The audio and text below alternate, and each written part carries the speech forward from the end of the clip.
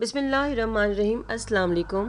سمندر کی دنیا انسان کی سوچ سے بھی کہیں زیادہ بڑی ہے۔ در حقیقت یہ ہمارے تصور سے بھی زیادہ گہری اور پراسرار ہے، جس کا صرف 5% حصہ دریافت ہو سکا ہے، باقی 95% حصہ مشکل سے ہی کسی نے دیکھا ہوگا۔ سمندر کتنا گہرا ہے اور اس کی تہہ در تہہ پرتوں میں چھپے کون سے خوفناک راز ہیں اور کون کون سی مخلوقات پائی جاتی ہیں، یہ سب انسان کی سوچ سے بھی بالاتر ہے۔ سمندر ہمارے سیارے پر ایک پراسرار دنیا ہے اور اس میں ایسی ایسی مخلوقات پائی جاتی ہیں جنہیں دیکھ کر انسان کی عقل دنگ رہ جاتی ہے، اور ان پر غور و فکر کرنے والا خود بخود اللہ تعالیٰ کی وحدانیت کا قائل ہو جاتا ہے۔ یہ بات ہم سب جانتے ہیں کہ زمین 3 حصے پانی اور 1 حصہ خشکی پر مشتمل ہے،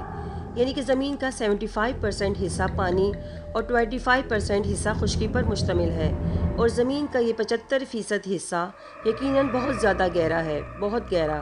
اتنا گہرا کہ آپ اس کا تصور بھی نہیں کر سکتے۔ مثال کے طور پر دنیا کے تمام بر اعظموں اور تمام خشکی کے ٹکڑوں کو تمام مال و اسباب سمیت سمندر میں ڈال دیا جائے تو تب بھی یہ 2 میل کی گہرائی تک اندر ڈوب جائیں گے۔ انسان کسی بھی سمندر میں 100 میٹر کی گہرائی تک جا سکتا ہے، اور اگر اس سے نیچے انسان جائے گا تو اس کے لیے بہت خطرناک ہو سکتا ہے، کیونکہ اگر وہ 100 میٹر تک بھی سمندری گہرائی میں جائے اور اس کے پاس ضروری آلات نہ ہوں تو یہاں تک جانا بھی خطرے سے خالی نہ ہوگا۔ اور اسی سمندر کا سب سے گہرا ترین حصہ بحر الکاہل، جو کہ سمندر کے اندر موجود ہے، جو کہ ناقابل یقین حد تک 11 کلومیٹر گہرا ایک گڑھا ہے جسے میریانا ٹرینچ کہتے ہیں۔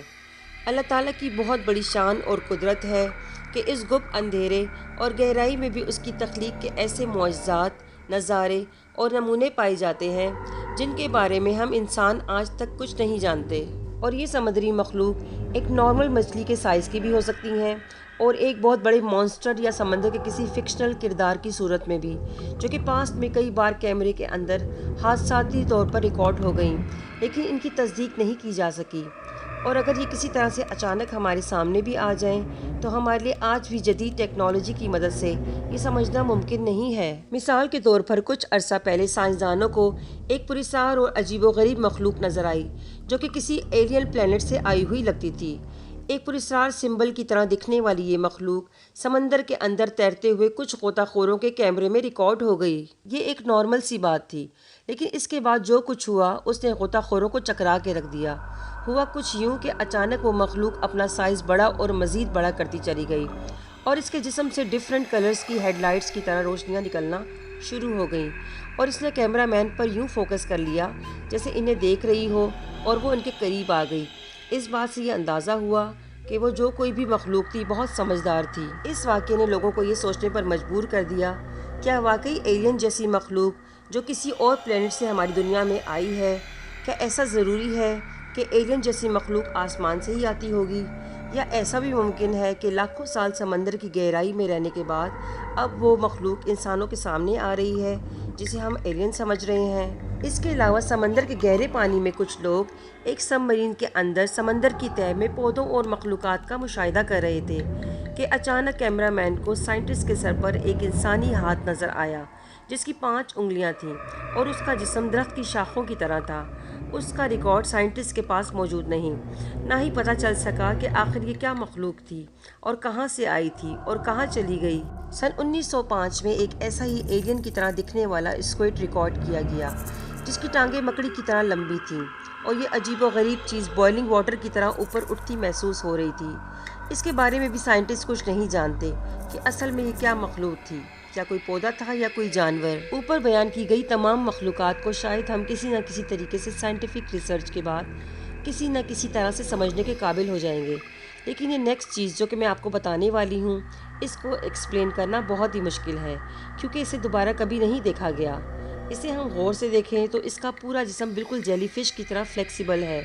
اور اس کے اندر کوئی ہڈی یا پسلی نہیں ہے، اور یہ ہر گزرتے وقت کے ساتھ اپنے کلرز چینج کر رہی ہے، اور ساتھ اس کی دم کبھی باہر نکلتی ہے اور کبھی اندر کہیں غائب ہو جاتی ہے، اور کبھی اس کے پروں جیسے ونگز کبھی باہر نکل آتے ہیں، کبھی اندر جا کر غائب ہو جاتے ہیں۔ یہ کیا چیز تھی جس کا آج تک دوبارہ پتہ نہیں چلا۔ اسی طرح جرمنی میں انٹسٹائن کی طرح شیپ میں دکھنے والی جیلی فش کی طرح فلیکسیبل ایک سمندری مخلوق کو دیکھا گیا جس کو اوشین ریسرچ نے تجربات کے لیے سیمپل کے طور پر اپنے پاس رکھ لیا، لیکن وہ نہیں جانتے کہ دراصل کیا چیز ہے۔ اسی طرح سمندر کے سب سے گہرے حصے میریانا ٹرینچ کے اندر ایک اینگلر فش کو دیکھا گیا تھا۔ اس کی شکل صورت بہت خوفناک ہوتی ہے اور یہ اپنے سر پر موجود ایک لائٹ کی مدد سے اپنے شکار کو اٹریکٹ کر کے اپنا نوالا بناتی ہے، کیونکہ 6600 میٹر سمندری گہرائی کے اندر بالکل اندھیرا ہوتا ہے، اس لیے اس کی لائف سائیکل کے بارے میں سائنٹسٹ زیادہ نہیں جانتے۔ اسی بات کے پیش نظر سمندر کے گہرے رازوں سے پردہ اٹھانے کے لیے نیشنل ریسرچ سینٹر قائم کیا جا رہا ہے، اور جس مخلوق کو ہم ایلین سمجھتے ہیں وہ دراصل اس دنیا کا ہی حصہ ہے اور ہمارے درمیان میں ہی رہتی ہیں، مگر اپنے ایک الگ اور منفرد جہان میں، جہاں تک عام انسان کی پہنچ نہیں ہو سکتی، اور ہم انسان اس کے بارے میں کچھ نہیں جانتے اور نہ ہی فی الحال سمجھ سکتے ہیں، کیونکہ اللہ تعالیٰ کی ہر تخلیق، چاہے وہ انسان ہو یا جانور، چرند ہو یا پرند، کوئی جن ہو یا فرشتہ،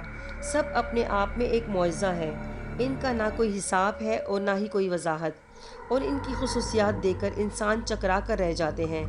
اور اللہ تعالیٰ کی یہ رنگ برنگی مخلوق انسانوں کو یاد دلواتی ہیں کہ ہم انسانوں کو اس دنیا کے بارے میں جاننے کے لیے کتنا کچھ باقی ہے جو ڈسکور کرنا ہے۔ ویسے بھی جب سے خطۂ ارض پر انسانی زندگی کا آغاز ہوا ہے، انسان کو نظام فطرت کو سمجھنے کی جستجو ہی رہی ہے۔ اللہ تعالیٰ سے دعا ہے کہ وہ ہمیں عقل و شعور عطا فرمائے تاکہ ہم اس کی بے انتہا اور ان گنت نعمتوں کا شکر ادا کر سکیں جو اس نے ہمیں عطا فرمائی ہیں۔